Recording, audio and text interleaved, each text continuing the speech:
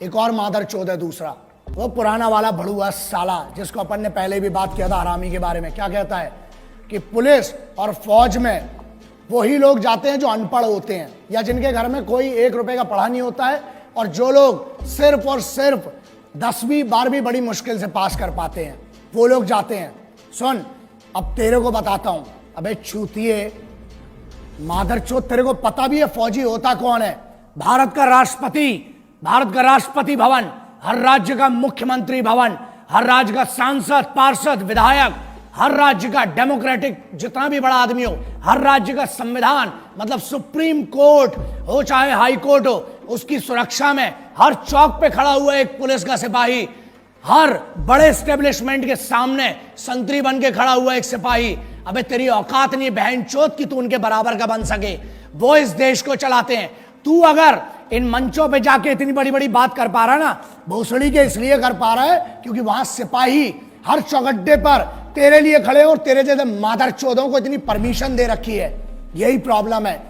जिस दिन छूट मिलेगी और जिस दिन सही मौका आया, याद रखना गांड में इतना बड़ा सुल्ला जाएगा।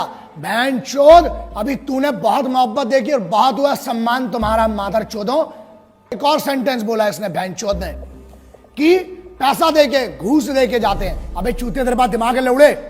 बात एक्सट्रीम इनसेंसिबिलिटी की, शुद्ध भाषा में चूतियापा बोलते हैं ना जिसको, वो ये इन जैसे बहुत बड़े बड़े होशियारों ने जो बड़े बड़े यूनिवर्सिटीज में पढ़ रहे हैं उनका कहना ये है कि फौज में पैसा देके जाते हैं और सोते हैं और राशन खराब करते हैं, राशन खाते हैं फ्री का, है ना।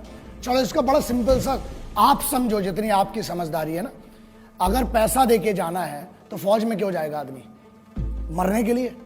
फौज में क्यों जाता है?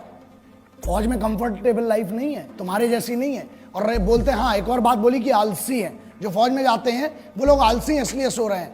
बेटा तू बहन चौथ, तू अपनी बात कर रहा है, तेरे से तो दाढ़ी बनाता नहीं है रोज बहन चौथ, तू क्या आलस की बात करता है बे? एक जगह पे 15 साल से डले हुए हैं तुम जैसे भड़ुए, इस देश का राशन खा रहे हो, हमारा टैक्स खा रहे हो, हमारी हर चीज खा रहे हो, उसके बाद बोलते हो बड़ा नेता और यूनियन वाले। बड़ी बात है, तुम जैसे बड़े पदों पे भी जा सकते हैं, लेकिन हमारे लिए पद मैटर नहीं करता बे। इज्जत कमाना अलग बात है, ताकत कमाना अलग बात है। तुम जैसे भड़ुओं की कभी इस देश में इज्जत नहीं होगी। क्यों? क्योंकि इस देश में अगर मंदिर हो, चाहे मस्जिद हो, चाहे गुरुद्वारा हो, चाहे चर्च हो, उसको सुरक्षा कौन देता है? वो है सिपाही। बाहर से जो पाकिस्तान की तरफ से आ रहे हैं वो दुश्मन है, उनसे लड़ना बहुत सरल है। तुम लोग साले जो अंदर गदर मचा के रखिए ना, उसके लिए एकाध में एक दिन बहुत गलत होगा। मैं बहुत कोशिश कर रहा हूं, प्रयास कर रहा हूं कि बचा रहूं, गुस्से में ना आऊं, लेकिन अब लगता है कि अब कुछ ना कुछ, और जिस दिन होगा उस दिन पब्लिकली और बहुत गंदा होगा तुम्हारे साथ। क्यों फौज में जाता है? अबे वो बच्चा जिसको एक गरीब घर से आके पुलिस में या फौज में जाना पड़ता है ना, 3 बजे रात को उठता है वो बच्चा। जब बेंचो तुम लोग पार्टी कर रहे होते हो ना वहां पर अपने कॉलेजेस में, यूनिवर्सिटीज में और अपने बड़े बड़े भवनों के अंदर, बड़ी बड़ी मेस में जब तुम पार्टी करते हो बेंचो दो, अबे तुमको पता भी है सिपाही होता क्या है? क्योंकि सुनो प्रॉब्लम यह है हमारे देश में, ना एक नेता का लौंडा आज तक सिपाही बना, ना आज तक ये भोसड़ी के जो यूनियन में बैठे हैं कोई अमीर का लौंडा आज तक सिपाही नहीं बना। कहां गए वो मादरचोद बड़े बड़े अमीर? अबे भोसड़ी के खेल के लिए समय देने वालों को, मैच जीतने वालों को क्या मिलता है? इनाम मिलता है ना। और वहां जो जान अपनी बॉर्डर पे लगाते हैं, -60-50 में वहां लड़ रहा है आदमी, घूस देके गया। चल माना बहनचोद तेरी बात, चल घूस देके गया बहनचोद, तू दे देना मादरचोद, है गांड में दम तेरी, तू जा घूस देके बहनचोद उधर पे, एक दिन की नौकरी कर मादरचोद। अबे आर्मी की और कमांडोज की छोड़, स्पेशल फोर्सेस की बहनचोद, एक दिन मैं देता हूं चैलेंज, अबे तेरी पूरी जिंदगी की पेमेंट दूंगा इन बड़वे मादरचोद गद्दारों की।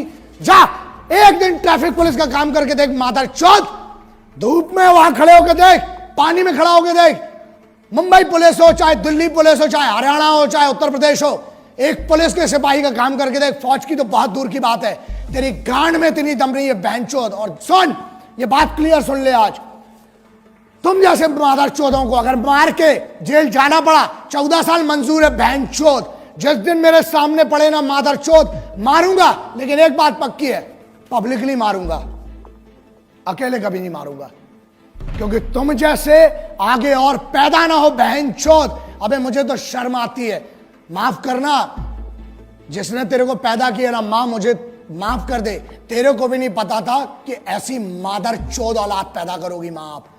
शर्म आती होगी उस मां को भी अपने कोख पे जन्म पे कि ऐसा गद्दार पैदा कर दिया बहन चोद को।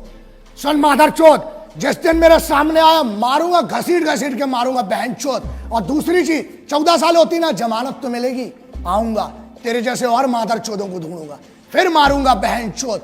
जाऊंगा, 14 साल मंजूर है बहन चोद, क्रांतिकारियों का चेला हूं, जेल भी गया कोई फर्क नहीं पड़ता है, लेकिन तुम जैसे गद्दारों को चुप करके रहूंगा, फिर मारूंगा, फिर जेल जाऊंगा, बाहर आऊंगा, जब जब आऊंगा मारूंगा मादर चोदों।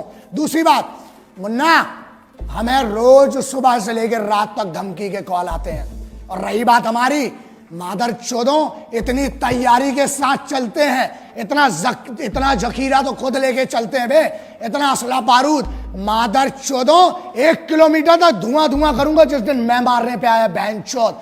और ये दम बुलेट प्रूफ गाड़ी की नहीं है बीपी की जिसमें बैठ के घूम रहा हूं, गाड़ी के बाहर आने के बाद भी जगह बोल तू बहन चोद, नाम बता उस जगह का, अकेला आऊंगा मादर चोद, ईमेल कर, फोन नंबर ले मेरा, लिख चैनल पे अपना एड्रेस, आऊंगा मारूंगा बहन चोद को उसके तेरे को। लेकिन सुन, तुम जैसे जितने मादर चोदों सिपाहियों के बारे में, उनकी शहादत के बारे में बोलना बंद करो मादर चोदों, वरना मेरे जैसे बहुत पागल हैं, एक को काटोगे 1000 खड़े होंगे, हर बार पैदा हुए आगे भी होंगे, मार डालूंगा बहन चोद तुम जैसे।